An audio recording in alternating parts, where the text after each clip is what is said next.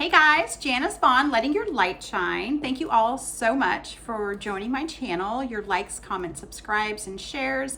I am extremely grateful for each and every one of you. Thank you so much. All right, so we all know what gaslighting is. We all know what manipulation is. So today I wanted to talk about some of the gaslighting effects that have on us as survivors and victims of narcissistic abuse, okay? So I'll try and get through all of them. If not, I'll have to take it in 2 videos. All right. The first one is you often feel confused, okay? Your state of mind is not the same. You don't know how to be quick-witted anymore. You can't think as quickly as you can. You question yourself.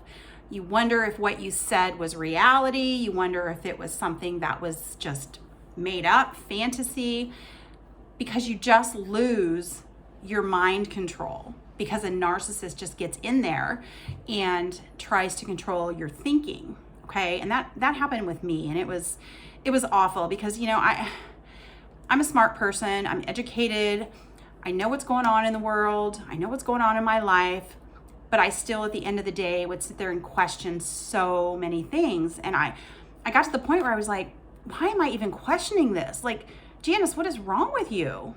This is not okay for you to feel this way. Like, I had this little voice in the back of my head saying that it was completely wrong, that I was feeling all of these things, and I knew that it was wrong, but the damn narcissist gets in your head and makes you believe something that is just not really true. So that's one, and that's huge, all right? Struggling to make your own decisions, all right? We're all able to make decisions on our own. Sometimes it's great. We have a friend, you know, a colleague, a family member, we ask their opinion. But with a narcissist, you don't know that you're making the right decision, and there's a reason for that. The reason for that is because I think that we are deep down terrified that if we don't make the right decision, we're going to play hell with a narcissist, because that person is never going to let us live down the decision we make if it's a bad one. And in the eyes of a narcissist, every decision that we make is not a good decision.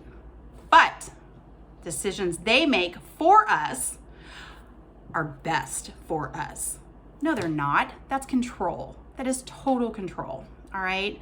So if you're questioning, trying to figure things out, the narcissist has gotten into your head. All right. You need to take a stand and go, no more. Get your shield on, get your positivity hat, whatever you need to put on, just to make sure that you start thinking a little bit more clearly if you can. I know how difficult it is. Oh my gosh, I do.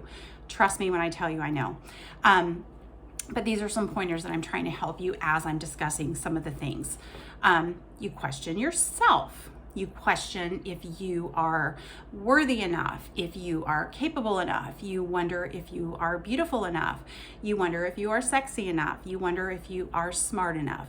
All of these things that the narcissist does and plays with our head and our mind is total control, because they want us to question our own reality. They want us to question who we are. That is their whole goal. We know who we are. But when they start getting into our minds and totally screwing with our heads and what we're thinking and our thought process, yeah, we're going to question ourselves.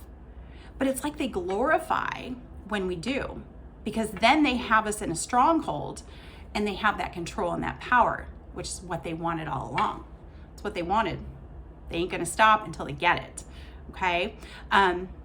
This is a big one for me. You apologize for everything. I'm still trying to work on that. I'll bump into somebody at the grocery store and say, I'm sorry. Don't always say you're sorry, okay? Because when you say you're sorry, you're taking ownership of a problem that you didn't create. I apologize seems to take on a different avenue than I'm sorry. And so many people say I'm sorry. And I was doing that with a narcissist. I'm going to be honest with you. I would just go to him and say to him, I am so sorry for what I did. I did that for one reason, because I didn't want the argument, the fight, the contentious behavior, the animosity, the negativity to continue. I don't like confrontation. So I would do that. I would say, I'm sorry. And then after I said it, I would immediately go within and go, why did you just apologize? It was like, you didn't do anything wrong. But I did it because my health and my mental awareness needed that calmness and that clarity to escape the craziness that I was becoming involved in, going down rabbit holes incessantly with the narcissist. So I would apologize. But you know what? I'm going to tell you, don't apologize ever for something you didn't do. Don't own things or behaviors that are not yours. Because most of the time, the behaviors that you're owning are the narcissist behavior, not yours to own. It's theirs to own. But you know, we all know they won't own anything. All right, so that's another one.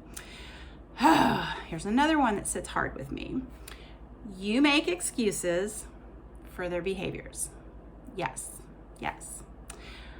I made excuses constantly. He's having a bad day, got some bad news, lost a family member,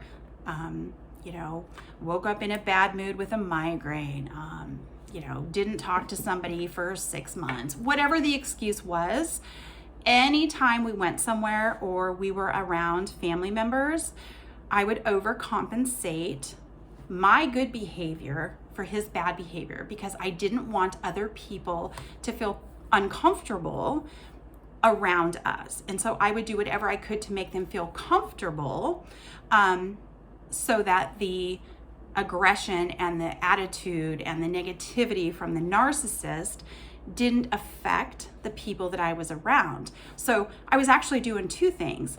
I was apologizing for their bad behavior, and I was apologizing for things I didn't do. But see, that is the stronghold that the narcissist has. That's what they want from us. They want that control. They want puppets. They want puppets they can control. We are not puppets, people. We are human beings, okay? Took me a long time to figure that out, but we are not puppets, and these people do not get to control our lives. We give them the opportunity to control our lives. They're going to take it and they're going to run with it, okay? So keep that in mind. All right, you've lost confidence. That's another huge one for me as well. I didn't know who I was anymore. I didn't know how to smile. I remember taking a photo of myself. This was about 1.5 years ago. And wow, it's gonna be hard. I took a photo of myself in the mirror and I said, "You are a hot mess, girl. What are you doing? Who are you?" I remember looking at myself in the mirror and looking in my eyes and going, "Who are you? I don't even know who you are anymore." It's like my own self didn't know who I was anymore. And that's when I realized that if something doesn't change, then I'm going to continue to be belittled and demeaned and, railroaded and talked down to. I lost who I was. I lost a lot of confidence. And it's taken me a really long time to get that back. But talking about that, and I didn't realize I did that photo until I just started talking about this because it just brought me back to that moment. And I can feel myself looking at myself in the mirror and having that conversation. And I remember looking at how old I was starting to look, the stress on my face, the extra weight that I was carrying. It was hard for me. It was hard for me. But you know what? I'm glad I did that because that was kind of an awakening moment for me. And I get to now share it with all of you. All right. So, yeah. You find yourself isolated with little support. Even though as victims or survivors of narcissistic abuse, we feel alone and we feel that we don't have any support. But I'm going to promise you guys have more support than you can ever imagine. You have so much support just waiting for you to take the olive branch for them to help you. I had so much support. I just didn't act on it because I was too embarrassed. So if you've got the support around you, please don't stay silent. Please reach out and say, you know what?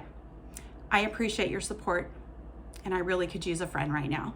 That's all you have to say.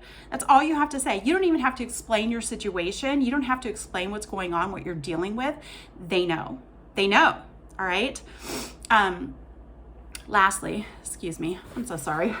Using a paper towel over here. That's all I got, but I didn't plan on crying for this video. But you know what? It is what it is. Got to get this shit out. You accept their behavior as your own reality. And I started to, and this is when I really stopped, because I thought, you know what? This person is an evil person, and I am not going to be that evil person to match who he is. He's a separate entity, and he is a separate being. He will never, ever merge with me, even though he tried, and he was getting really close. I didn't allow it, because thank goodness I awoke and I said no more, and I had the support, and I looked myself in the eye that morning and I said, girl, you got this. And I gave myself a little wink and I said no more, and that's all she wrote.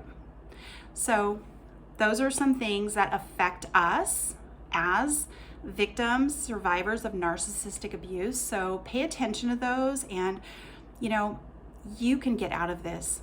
You know you can do this. All right. Love and light to all of you, sending you strength, love, prayers, whatever you need. I gotcha. Love you all. Thank you.